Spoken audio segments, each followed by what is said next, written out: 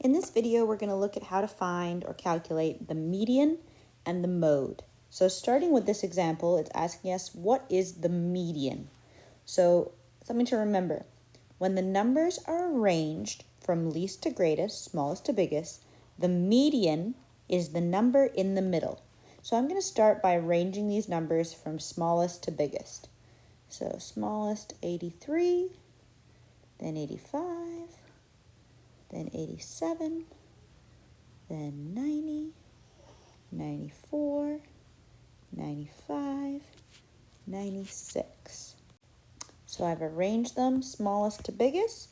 So the one that's in the middle is the median. So we see conveniently you have 7. The one that is in the middle is 90. So our median is 90. To confirm that, there's 3 on this side, 3 on that side, 90 is in the middle. That is the median.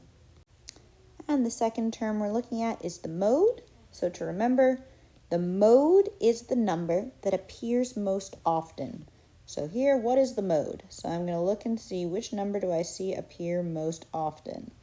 So I'm seeing 65.91, 1, 2, 3, 4, 5, 6, 7 times. Oh, that's definitely it.